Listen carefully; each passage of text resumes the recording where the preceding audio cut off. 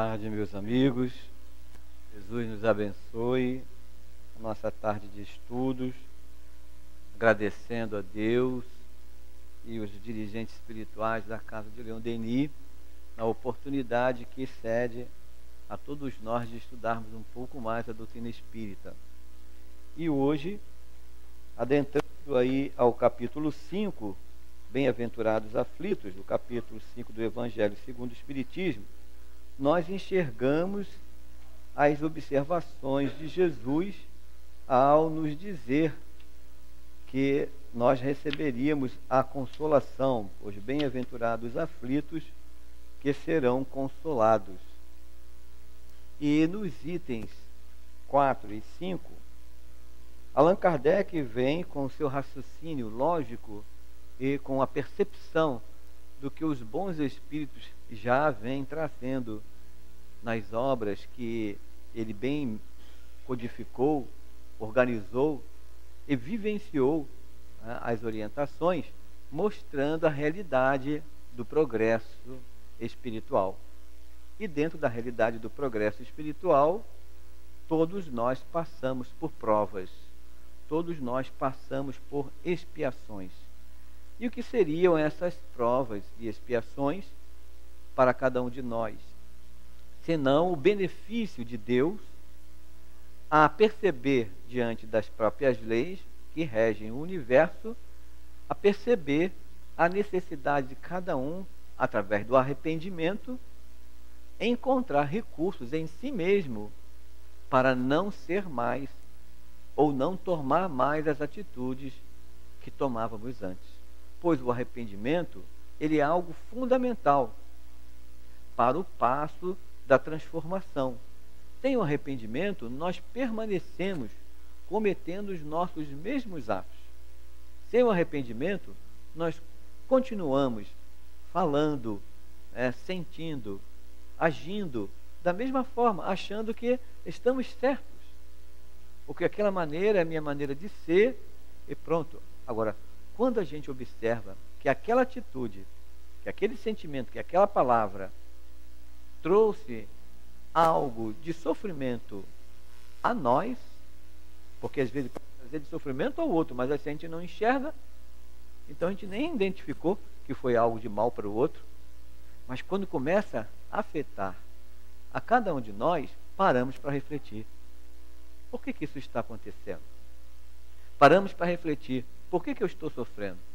Por que o meu corpo está assim? Por que minha vida está passando por essa situação? E então começam as aflições. Não é? Na realidade, não precisaria de ter aflições, não é? Se nós não cometêssemos atos que pudessem corresponder uma angústia para cada um de nós. Mas a pessoa que comete atos em que ela enxerga que não estão errados, ela não tem aflição. Ela comete aquele ato e acha que é normal agir daquela maneira. Ora, quando ela percebe que afetou a alguém e que esse alguém ela gosta, que esse alguém ela tem cuidados, que esse alguém precisa de ajuda, então ela começa a sentir nela o que o outro também está sentindo. Então, por isso que nós precisamos reencarnar. E é por isso que nós precisamos ter a família e os espíritos que nós recebemos na família, que são aqueles a quem nós afetamos no passado. Tá?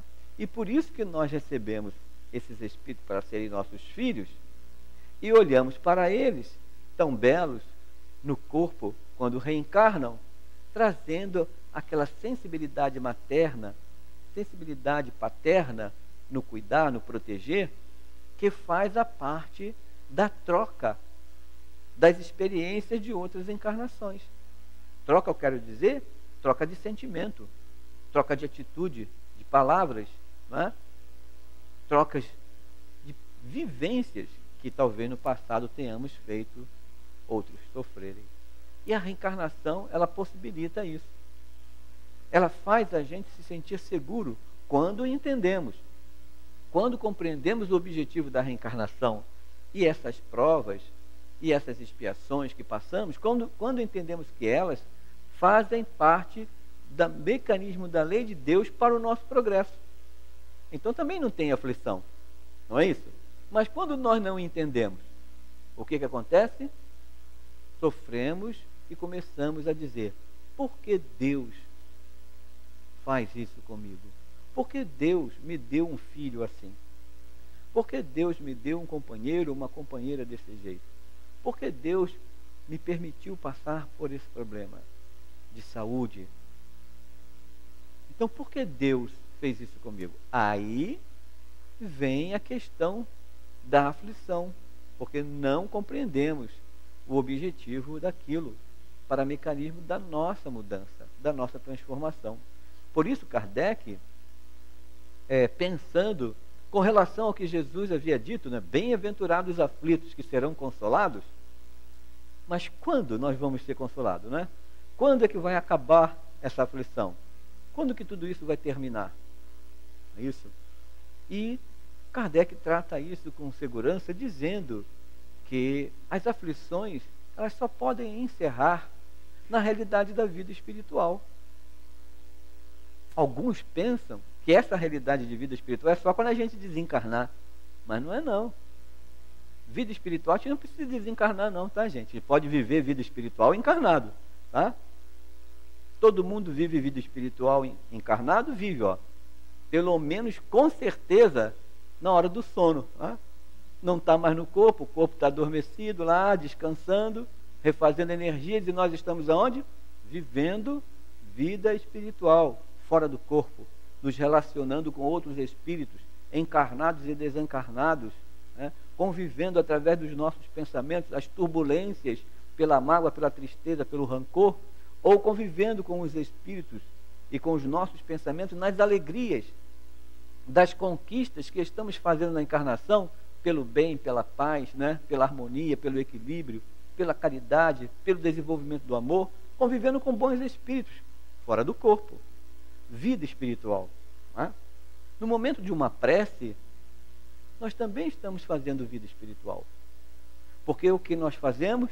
Mentalizamos algo superior e rogamos a Deus, a Jesus, Deus, Jesus, bons espíritos, a quem está pedindo? A desencarnado, não é? Aqueles que estão fora do corpo. Estamos nos relacionando com eles. Estamos indo ao encontro deles. E se nós expandirmos bem o nosso pensamento, o nosso sentimento, e entregarmos através de uma oração, de uma prece, buscando a presença de bons espíritos, sentindo eles nos envolvendo e pedindo a eles que nos sustentem diante das provas e das expiações que nós estamos vivendo, para que possamos passar com equilíbrio, com segurança, com harmonia, com resignação, com humildade. Nessa hora, esses espíritos vão utilizar esse mecanismo dessa expansão de sentimentos, que estamos nos relacionando com ele, vida espiritual. E eles utilizam o que podem, amenizando a nossa dor, a nossa angústia, levando bons pensamentos junto aos os nossos espíritos guias, nos orientando como tomar as atitudes melhores para que a nossa encarnação seja proveitosa. Então não precisamos desencarnar. Então quando Kardec fala que na vida futura tudo isso vai terminar, as aflições, ele fala isso pelo objetivo de que as aflições referentes ao corpo, essas vão terminar, não é? Não vamos mais pagar conta, não é? Imagina, todo mundo tem que pagar conta. No mundo espiritual não paga conta, né? Não tem dinheiro para pagar conta, não precisa mais. Mas temos que prestar conta. É diferente, não é? Pagar conta é uma coisa, isso é para encarnado. Prestar conta, vida espiritual. Não é? Mas a gente tem que prestar conta encarnado e mais ainda desencarnado. Porque se amplia a realidade de vida espiritual, se amplia a visão das outras encarnações e começamos a ter entendimento com as experiências das outras encarnações, o que nós deveríamos fazer nessa existência e não fizemos. Ter amado, ter amparado os filhos, ter trabalhado na sociedade, ter desenvolvendo programas e projetos que pudessem levar à humanidade ou aqueles que estão na coletividade o bem, a paz, nas profissões e tudo mais, na educação, na saúde, nas leis, na vida comum. Tudo isso é proposta de crescimento. E para fazer isso, nós temos que transformar um monte de sentimentos dentro da gente. Não é? Convivência é uma maravilha, não é bom conviver? É bom conviver, mas se eu não souber conviver comigo mesmo, como que eu vou conviver com o outro? Se eu não souber me aceitar, me entender, como que eu vou entender o outro? Então, para isso, a gente precisa estar encarnado. Agora, quando a gente desencarna e tem que prestar conta do que nós deveríamos ter feito, aí fica difícil. As aflições não são mais materiais. Quando Kardec fala que as aflições vão terminar, são as aflições do corpo. Essas vão terminar. Mas as aflições morais, como vão ficar? Não é? As angústias, a tristeza, o ódio, o rancor, a mágoa, a vingança, o desespero, a insegurança do retorno ao mundo espiritual, tudo isso vai trazer transtornos, mais aflições ainda. Então nós podemos amenizar tudo isso, para amenizar tanto na vida física, encarnado, para amenizar tanto na vida espiritual, desencarnado, ou seja, o processo natural do retorno ao mundo espiritual, precisamos conhecer mais as leis de Deus. A doutrina espírita vem ajudar a gente a conhecer essas leis. Vem trazer propostas, não é? Propostas que possam ser aplicadas na nossa vida, para a nossa felicidade, para diminuir as aflições, para amenizar o nosso coração, para entender as dificuldades que se passam na nossa vida, na vida da família, na vida na sociedade, na coletividade, na casa espírita ou em qualquer grupo religioso que fale do amor. Nós precisamos entender o mecanismo disso tudo para que a gente possa progredir. A doutrina espírita vem auxiliar. Então Kardec, preocupado com tudo isso, buscou através do entendimento com os espíritos, e ele escreve, porque isso que nós lemos, que foi lido pela dirigente da reunião, o que foi lido é o pensamento de Allan Kardec, não é uma orientação dos espíritos. E você observa aí que Allan Kardec ele é seguro, ele é pleno nas suas palavras, né? Entendendo a proposta do mundo espiritual para auxiliar a cada um de nós em nosso progresso. Aí ele diz lá que causas atuais das aflições. Quais são as causas atuais das aflições? Ele mostra. As vicissitudes da vida são de duas espécies. Umas têm sua causa na vida presente, outras fora desta vida. Duas causas para as nossas aflições atuais. Se não foi nessa encarnação da vida presente, foi de uma vida anterior. Não é? Só tem esse mecanismo. Mas ele está falando das causas atuais. E quando ele diz lá, se buscarmos a origem dos males terrenos, reconheceremos que muitos deles são a consequência natural do nosso caráter, do comportamento daqueles que o sofrem. Foi como nós falamos. Como nós vamos poder avaliar dentro daquilo que o outro vem falar conosco de maneira arrogante, de maneira intempestiva, de maneira de buscar ali às vezes até uma briga, se a pessoa vem falar assim com a gente e nós não causamos mal nenhum à pessoa, o que a providência divina espera da gente? Que a gente fale a mesma coisa para o outro? É o antigo olho por olho, dente por dente, que Moisés falava? Não. Jesus veio trazer a outra face da história, a outra face do sentimento, a outra face do perdão. Então, quando alguém vier ter litígio, quiser tirar de você a sua capa, a sua túnica, não é? Dar 1000 passos com você, não é o que Jesus diz? Se vai tirar a sua túnica, sua capa, dê a sua túnica. Se vem lhe chamar para dar 1000 passos, dê 2000 passos com o outro, não é? Então ele quer dizer, apresente algo a mais. Mesmo que o outro venha tirar alguma coisa de você, demonstre que você tem algo melhor para oferecer. Isso é dar a outra face. Mas se alguém vem e fala alguma coisa, nós não fizemos nada para aquela pessoa, mas ela está desesperada, e ela vem traz toda a fúria dela pelo desespero dela, com uma situação qualquer que ela tenha vivido. O que a providência divina espera de nós? É uma prova. Uma prova passar por isso, com uma pessoa qualquer da nossa convivência. Uma prova. Então Deus, a providência divina, a lei, espera de nós progresso. E se nós estamos entendendo a doutrina espírita, o que é que nós temos que falar nessa hora? Obrigado, Senhor, não é? Porque o Senhor está me testando, não é? Obrigado, Senhor, porque o Senhor está achando que eu tenho capacidade de suportar isso. Não sei se vou ser capaz de ter harmonia para falar algo melhor para esse meu irmão que chega transtornado. Se a gente tivesse tempo para pensar tudo isso, né? E poder agir, seria tão bom, né? Por isso que diz assim, ó, fecha a boca, conta até 10, pensa tudo isso e depois toma uma atitude, depois fala. Mas a gente não dá tempo para a gente, não é? O outro vem com uma pedra, a gente joga duas, que deixa sair de nós ainda o que nós somos, aquele impulso tão igual ao outro. Então nós estamos em prova. Precisamos de lidar com pessoas, com situações, para saber como nós estamos também avançando, reagindo. Não é agindo, o outro agiu conosco e nós reagimos. Mas de que maneira nós estamos reagindo às situações? Com o objetivo do nosso progresso. Tá? Isso pode acontecer no trânsito, isso pode acontecer no mercado, isso pode acontecer em vários setores. Nós não estamos convivendo integradamente com aquelas pessoas. É uma situação espontânea que aconteceu, é prova. Expiação é quando é em casa, né? O que é expiação? Temos que viver com aqueles espíritos. Pai, mãe, irmão, filhos, aí é expiação. A expiação também é uma prova.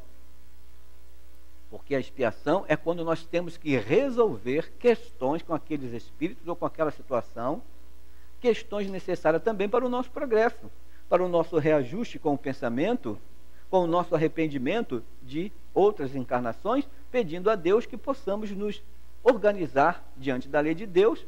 Então, passamos numa existência a expiar certas situações. Quando nós nos arrependemos e conseguimos passar por essa expiação, aquela expiação se torna uma prova para o nosso progresso. Entendeu a diferença? Então a expiação pode ser um problema de saúde, que chega como o diabetes, já na infância, como a hipertensão na juventude, como um problema de um câncer, um problema de saúde do sistema imunológico, que combate o nosso próprio corpo. O sistema imunológico vai combatendo as nossas células. Né? Tem tantos aí, né? O lúpus e tantos outros, né? Que fazem com que isso aconteça.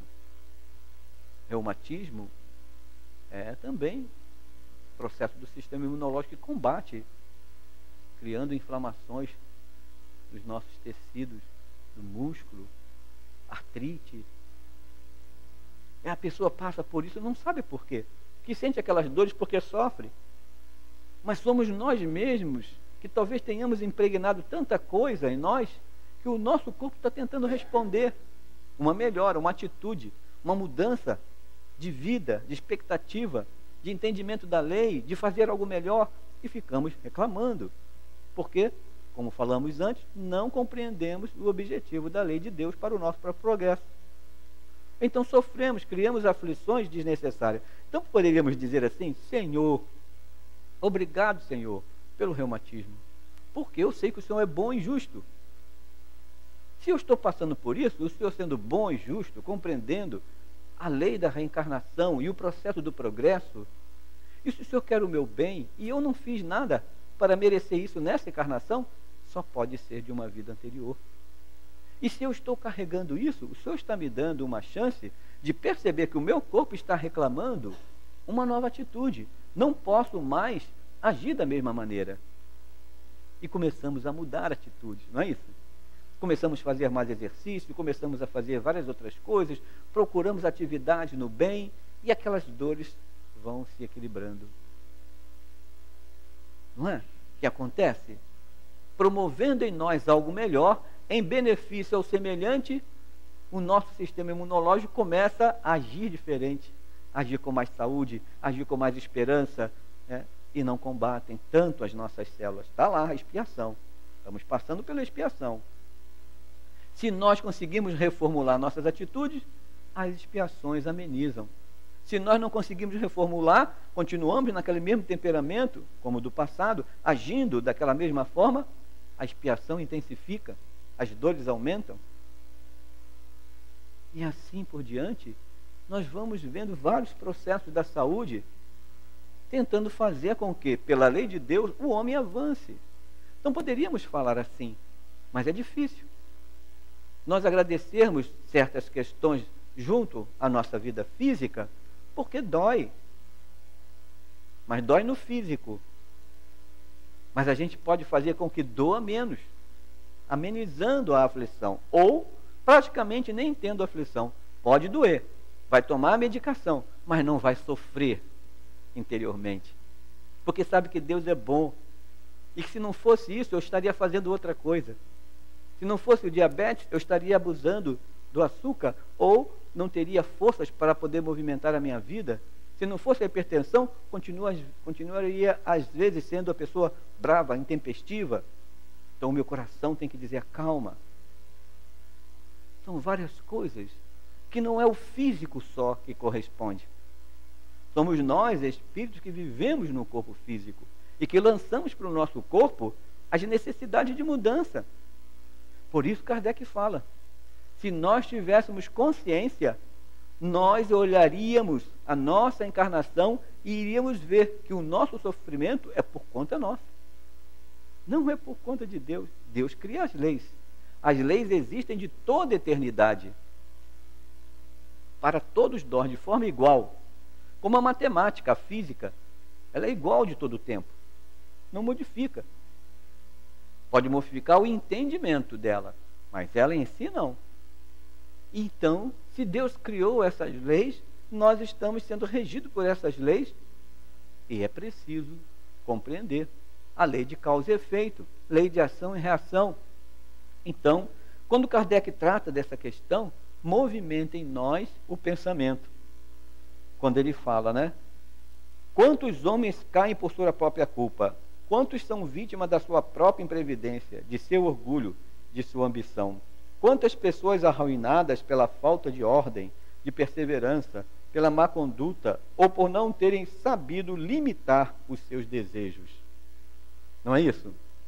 Então a gente sofre as consequências dos nossos atos, das nossas palavras, dos nossos sentimentos. Sofremos até a consequência dos nossos pensamentos. Não é isso? Sofremos também, porque compreendendo a doutrina espírita, nós sabemos que os nossos pensamentos irradiam ondas eletromagnéticas.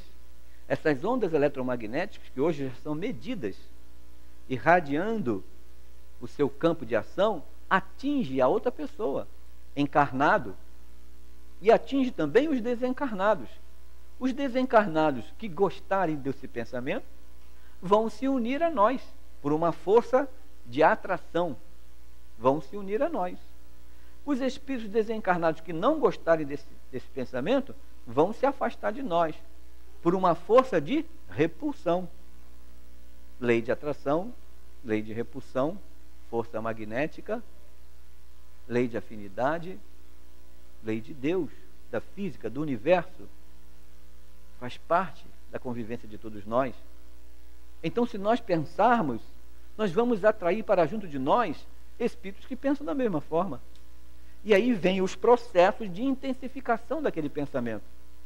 E o processo de intensificação daquele pensamento, de raiva, de angústia, de rancor, de mágoa ou de vingança, vai intensificar no nosso físico, criando desordens físicas. E se nós lançarmos esses pensamentos para outra pessoa, esses pensamentos também chegarão na outra pessoa, no encarnado. E quando chegar na outra pessoa, se for um pensamento mau, perverso, quando chegar na outra pessoa, a outra pessoa vai sentir esse pensamento. Mas se ela também não for afim a esse pensamento, se essa pessoa não tiver uma índole, não é, igual desse pensamento de maldade, de angústia, de intemperança, de perversidade, se a pessoa não tiver, aquelas ondas do mal não penetram na mente dela. Chegam, interagem, mas não são absorvidas, porque há uma força de repulsão. Lei de Deus. Se alguém chega assim, vai lá e fala tal coisa, tal desaforo para alguém, é um absurdo aquela pessoa ter feito isso com você, vai lá e diz um desaforo para ela. A gente pode se encher dessa palavra do outro, né? Que viu a gente sofrer, e se investe daquela força magnética do outro, de encarnado para encarnado, né? E vai lá e toma atitude. Não é assim que acontece? Vocês já viram isso acontecer? Hoje não, né? Mas na nossa juventude a gente fez, não fez? Os jovens não estão aí ouvindo. Na nossa juventude a gente fez isso. Vai lá, vai deixar isso passar assim em branco? A gente vai lá cheio de força e quer tomar uma atitude, quer resolver, porque se encheu da força do pensamento do outro. É assim que acontece. Não é? Agora, se a gente não tem esse tipo de pensamento e o outro chega e fala alguma coisa desse tipo para a gente, o que a gente diz? Não, meu amigo, não vou fazer isso. Deixa a outra pessoa. Mas você vai deixar isso em branco? Melhor deixar em branco do que sujar. Não é? Deixa passar em branco. Não tem problema. A própria lei de Deus vai fazer o mecanismo que aquela pessoa se resolva. Aí outro diz assim, você é um covarde, não tem umas coisas assim? E vai embora. Ele sofreu mais do que a gente, não é? O outro sofreu. Isso acontece na família, isso acontece em várias situações. Não é isso? O outro vai dar uma fechada e toma a nossa vaga. A gente diz, poxa, meu amigo, você deve estar precisando mais da vaga do que eu, né? Tudo bem que ele pode não ter sido educado, tudo bem que, ou talvez ele não tenha visto a gente se aproximar, seja o que for. Mas se a gente sai do carro e vai lá e toma atitude, nós estamos nos desequilibrando. Não estamos passando na prova de uma coisa simples. Deixa o outro ficar com a vaga. Não é? E se o outro percebe, a gente vai se desestempera todo, e o outro percebe que pegou a nossa vaga. Aí ele diz, não, senhor, desculpa, vou sair da vaga. Não, o senhor pode colocar, não sabia que o senhor... A gente vai ficar sofrido, né? Nossa, fiz uma arrogância à toa. Quantas vezes isso passa na vida da gente? Então a gente tem que saber o que estará trazendo equilíbrio para a gente. Paz, harmonia, no nosso progresso, na nossa vida. Aí as aflições se tornam menores. Então, diante do que Kardec promove para cada um de nós, ele determina que na nossa encarnação, passando por essas provas ou expiações, no caso a expiação no conjunto familiar, porque tem que ficar mais tempo convivendo com aqueles espíritos, se ajustando, não é? Diferente das provas que são mais aleatórias, que acontecem assim, momento ou outro da nossa vida, que chegam para perceber se a gente está tomando atitude melhor. Kardec mostra quantas vezes, dentro dessas questões, uniões são infelizes. Porque às vezes a união, ela está dentro do objetivo material, ou social, ou de interesse. E quando essas uniões são feitas assim, o resultado desse interesse acaba, porque está dentro da vaidade, né? Nos corações, que fazem com que as pessoas se unam por aquilo. E quando termina todo esse interesse, acaba o processo da união. Então vem à tona tudo aquilo que realmente fez com que a gente se unisse.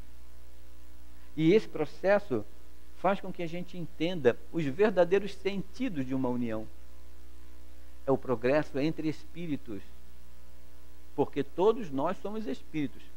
Pai, mãe, filhos. Essa estrutura de grupo familiar, eles podem mudar.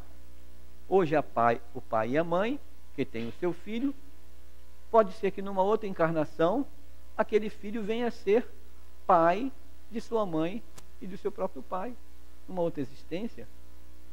No Evangelho segundo o Espiritismo fala sobre isso, no capítulo 4, 14, quando fala da ingratidão,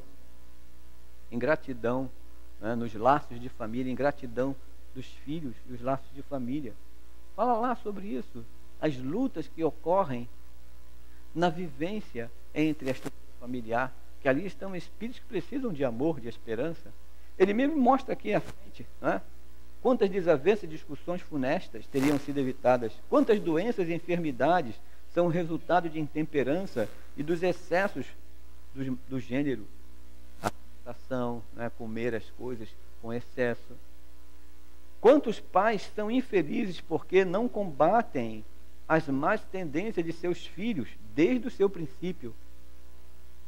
Quantas vezes isso passa? Seria tão bom que nós pudéssemos colocar a nível de estrutura, né, de educação, o entendimento de vida espiritual. Não seria bom?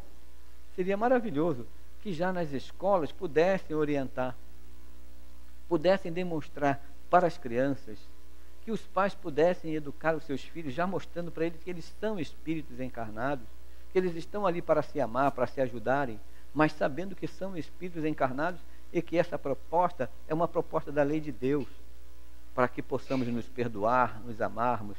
Já convivemos juntos em outras encarnações, mas essa estrutura familiar está dando oportunidade de nós avançarmos. Hoje eu posso ser seu pai, talvez tenha sido seu filho, talvez você poderá ser meu pai, mas o que importa é que neste momento eu estou nessa oportunidade de te auxiliar e de aprender com você, não é? Sermos amigos. Seria tão bom, né, poder falar assim para os nossos filhos e os filhos entenderem, né, do processo da educação na escola, na organização da escola, trabalhando o senso de equipe, de liderança, compreendendo o objetivo de amenizar as paixões daquele espírito que está ali no processo educativo e trabalhar para ele, amenizando o orgulho, o egoísmo, vaidade, intemperanças. Um trabalho socioeducativo, um trabalho de organização psicológica, de estrutura de uma sociedade equilibrada, pensando no espírito, pensando no futuro. E cada um que fizesse isso estaria também pensando, quando voltasse numa outra encarnação, uma cidade melhor, uma sociedade melhor. Não será maravilhoso? Quando nós encontrarmos isso nos lares, na própria sociedade, tem que partir de nós. Quem que tem que fazer isso? Somos nós. Se nós estamos pensando isso, nós é que temos que agir. Nós é que temos que fazer. Ah, mas o mundo vai demorar muito para melhorar. Não tem problema. Melhore o seu mundo interior. Melhore a si mesmo. Amenize suas aflições. Trabalhe com carinho e com amor. Exponha o que você tem de melhor. Se cada um fizer isso, o mundo melhora. Se todos fizessem isso agora, o mundo já seria melhor. Não é? Mas se nós colocarmos a melhoria do mundo nas mãos dos outros e não fizermos a nossa parte, continuamos os mesmos, sofrendo. Por isso nós estamos nesse Brasil, não é? Pátria do Evangelho, né? Coração do mundo, pátria do Evangelho, dita pelas mãos de Chico Xavier, através de Humberto de Campos. Não é isso?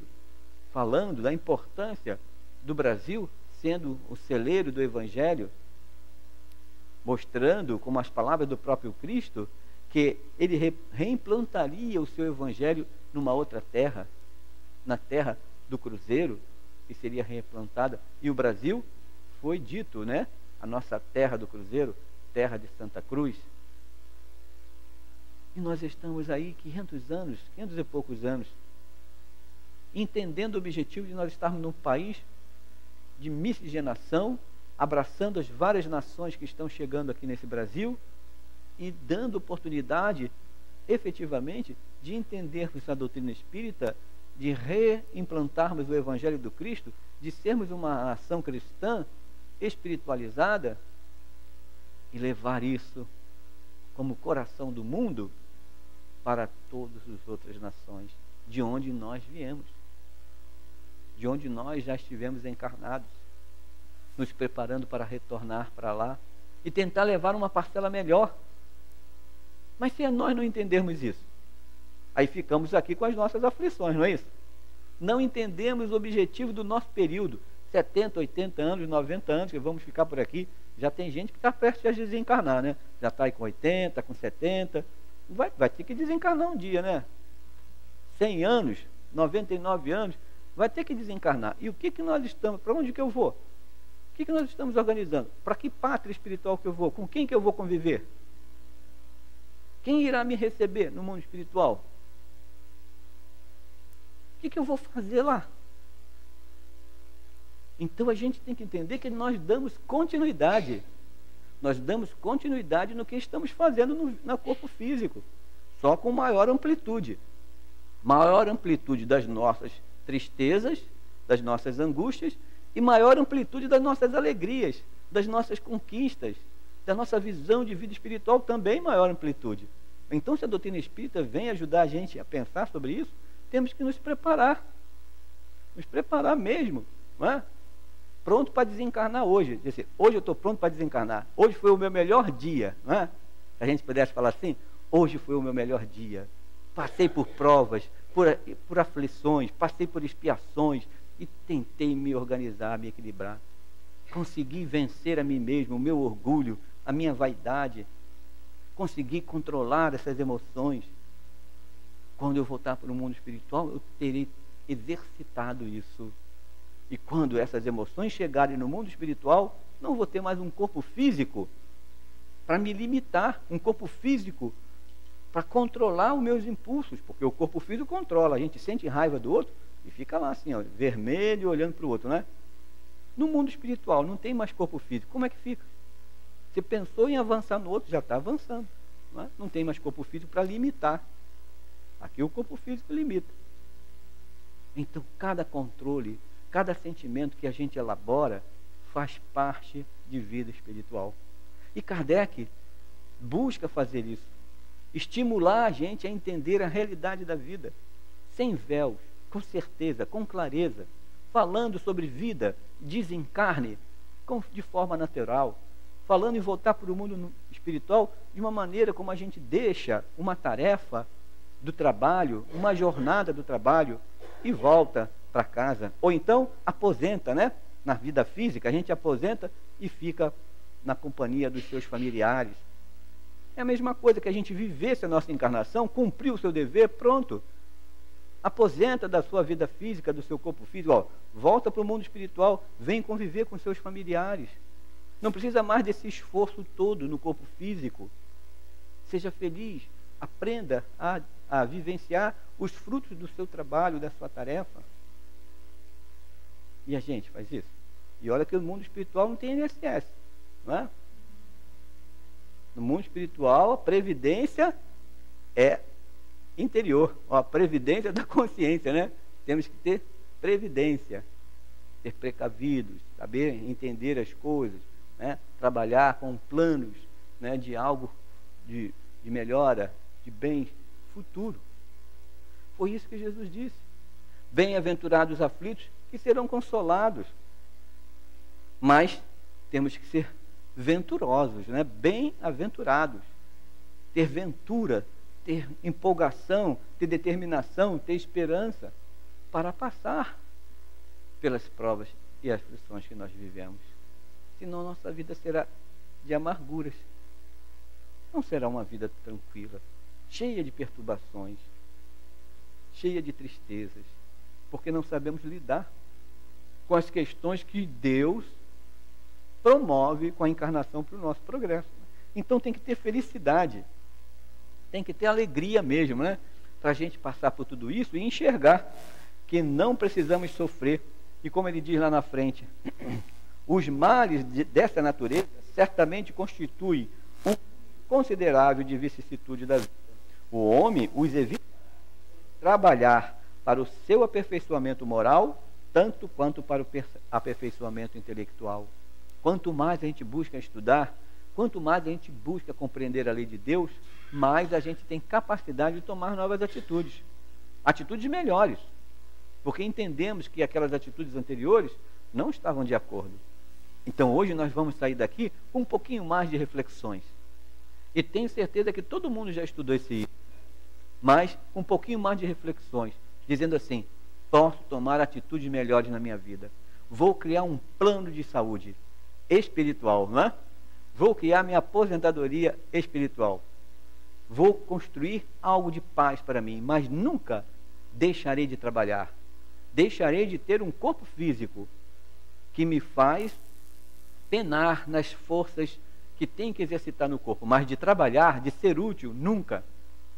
Então é aquele aposentado que sempre é útil, não é? Aposenta e continua trabalhando, aposenta e continua servindo, aposenta e continua desenvolvendo algo bom na família, onde ele puder, sendo voluntário, sendo útil na sociedade. Quanto isso é bom. Ele só não tem mais aquele compromisso, mas continua servindo. E agora?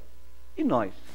Como nós vamos fazer com relação ao nosso retorno para o mundo espiritual? Vamos continuar servindo? De que maneira? Se a gente não aprendeu a servir aqui. Vamos continuar amando e perdoando? De que maneira? Se nós não conseguimos aprender no exercício de amar e perdoar aqui. Vamos continuar sendo caridosos? De que maneira?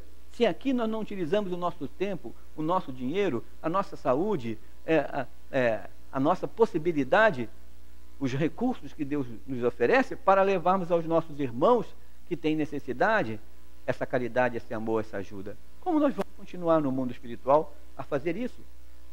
Se não entendemos que isso foi importante, como vamos ter no mundo espiritual amizade, bons espíritos, amigos nossos, se nós não conquistarmos as amizades desses bons espíritos, irradiando bons pensamentos, né? Sentindo algo melhor em nós? Isso é amizade. Então nós temos que entender que tudo isso faz parte da nossa vida de espírito, que estamos construindo nas experiências da vida. Então quando Kardec fala isso, ele diz lá, no item 5, a lei humana atinge certas faltas e pune todas.